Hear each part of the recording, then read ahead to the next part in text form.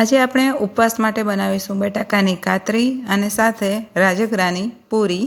ખૂબ જ સરળ રીતે અને ખૂબ જ ઝડપથી બની જાય છે, એટલે તમે ઉપવાસમાં ફટાફટ બનાવીને ખાઈ શકો એવી આ રેસીપી છે। તો ચાલો રેસીપી શરૂ કરીએ। ઉપવાસ માટે બટાકાની કાતરીનું શાક બનાવવા માટે અહીં મેં આ રીતના મીડિયમ સાઇઝના બટાકા લીધા છે। બટાકાને પીલરની મદદથી સારી રીતે છોલી લેવાના છે। બટાકાને છોલીને એને પાણીમાં જ મૂકવાના છે, બહાર રાખશો તો એ કાળા પડી જશે। હવે બટાકાને છોલી લીધા છે। હવે બટાકામાંથી આપણે કાતરી બનાવીને તૈયાર કરીશું। એના માટે બટાકાને આ રીતે વચ્ચેથી એક કટ લગાવીને ઉપરથી આ રીતે કાતરી બનાવવાની છે। કાતરીની થિકનેસ મીડિયમ રાખવાની છે। કાતરીને આપણે અહીં થોડી બાફવાની છે, એટલા માટે એની થોડી થિકનેસ રાખવાની છે। જો તમે ડાયરેક્ટ તેલમાં કરતા હો તો એને એકદમ પાતળી તમે બનાવી શકો છો।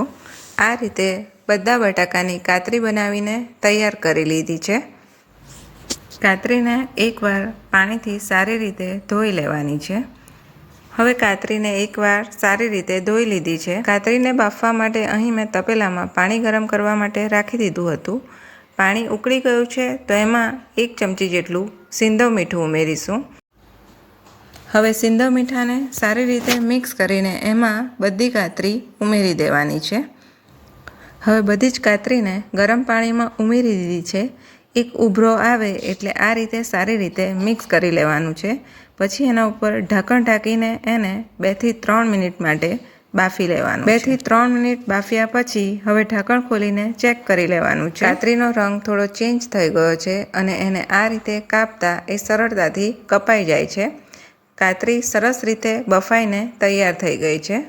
હવે એને આપણે ગરમ પાણીમાંથી કાઢી લેવાની છે। બસ એને આટલી જ કૂક કરવાની છે। કાતરી સરસ રીતે બફાઈ ગઈ છે। જો તમે એને વધારે કૂક કરશો તો શાક બનાવતી વખતે એ તૂટી જશે, એટલા માટે મેં અહીં એને કાઢી લીધી છે।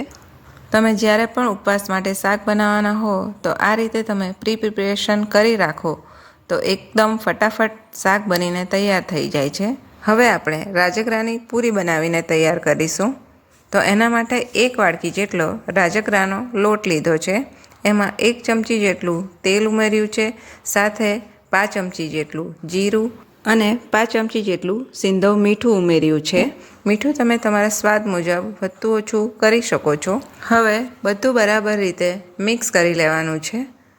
હવે બધું સારી રીતે મિક્સ કરી લીધા પછી એમાં હવે ચમચીની મદદથી પાણી ઉમેરવાનું છે।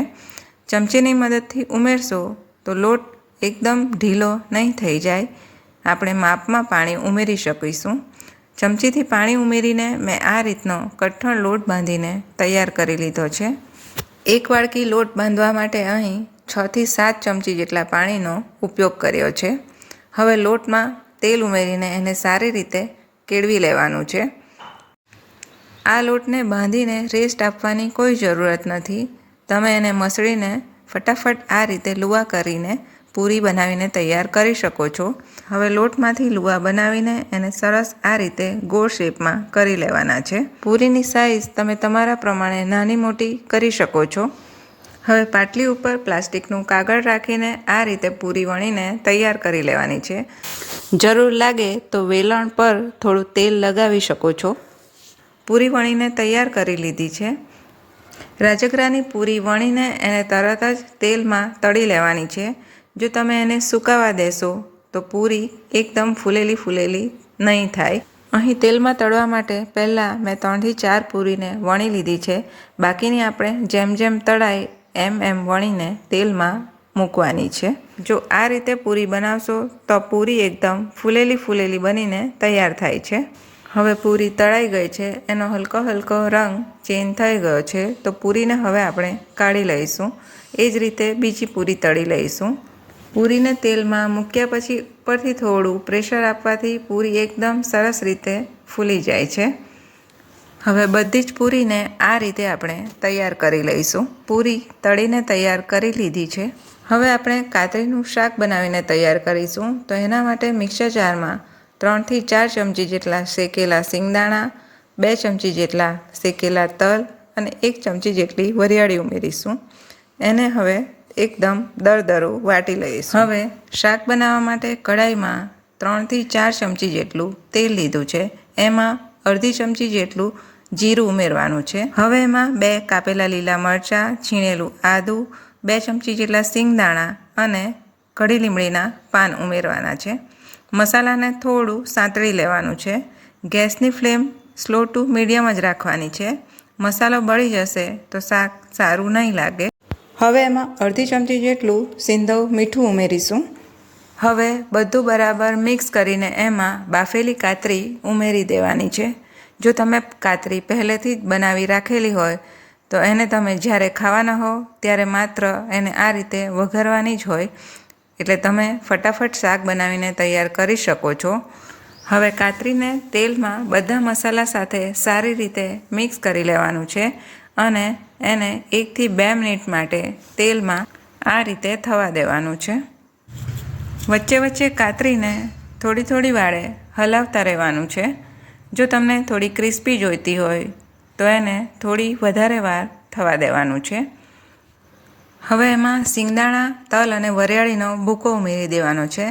સાથે 1 થી 1.5 ચમચી જેટલી ખાંડ ઉમેરવાની છે અને થોડા કાપેલા લીલા ધાણા ઉમેરવાના છે. હવે બધું બરાબર સારી રીતે મિક્સ કરી લેવાનું છે. હવે બધું બરાબર સારી રીતે મિક્સ કરી લીધા પછી ફરીથી એને 1-2 મિનિટ માટે આ રીતે તેલમાં થવા દેવાનું છે. કાતરી ચડેલી જ છે એટલે એને વધારે ચડાવવાની નથી. માત્ર ઉપર તેલનું કોટિંગ થાય એ રીતે જ એને થોડી વાર માટે થવા દેવાનું છે. જો આ રીતે બનાવશો તો તેલનો પણ ઉપયોગ થોડો ઓછો થશે. બટાકાની કાતરીનું શાક બનીને તૈયાર થઈ ગયું છે. એમાં હવે આપણે અડધી ચમચી જેટલો લીંબુનો રસ ઉમેરીશું. રસ ઉમેર્યા પછી કાતરીને સારી રીતે મિક્સ કરી લેવાનું છે અને ગેસની ફ્લેમને બંધ કરી દેવાની છે. ફરીથી ઉપર થોડા લીલા ધાણા ઉમેરવાના છે.